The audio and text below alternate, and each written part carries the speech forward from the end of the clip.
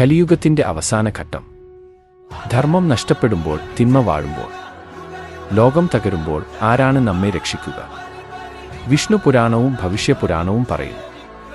കലിയുഗം അതിന്റെ അവസാനത്തോട് അടുക്കുമ്പോൾ വിഷ്ണു തന്റെ 10ാമത്തെയും അവസാനത്തെയും അവതാരമായി അവതരിക്കും. ഈ അന്ധകാരയുഗത്തിൽ ക്രൂരരായ രാജാക്കന്മാരും സ്വേച്ഛാധിപതികളും ഭരിക്കുന്നു.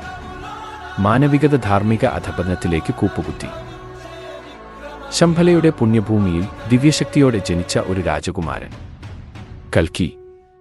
അഗ്നിജ്വാലകൾ ആകാശത്തുകൂടെ പായുന്നു. ലോകം മാറാൻ പോകുന്നു. ഇരുട്ടിന്റെ യുഗം അവസാനിക്കുകയാണ്. അവൻ ദേവദത്തൻ എന്ന സ്വർഗീയ വെള്ളക്കുതിരയെ ഓടിക്കും. അവന്റെ കയ്യിൽ സ്വർഗീയ ജ്വാലകൾ കത്തുന്ന ഒരു ദിവ്യവാൾ. കൽക്കിയുടെ വാളിന്റെ ഒറ്റ പ്രഹരത്തിൽ ദുഷ്ടഭരണാധികാരികളും സ്വേച്ഛാധിപതികളും വീഴും. ഭൂമി ഒരിക്കൽ കൂടി ശുദ്ധീകരിക്കപ്പെടും. അവൻ ഒറ്റയ്ക്ക് യുദ്ധം ചെയ്യില്ല. ദേവന്മാരും ഗന്ധർവന്മാരും സിദ്ധന്മാരും സ്വർഗീയ യോദ്ധാക്കളും കൽക്കിക്കൊപ്പം യുദ്ധത്തിൽ ചേരും. കലിയുഗം കത്തിത്തീരും. ഭൂമി പുനർജനിക്കും. പാപങ്ങളിൽ നിന്ന് ശുദ്ധീകരിക്കപ്പെടും. സത്യയുഗം തിരിച്ചുവരും. അവൻ ഇതുവരെ വന്നിട്ടില്ല.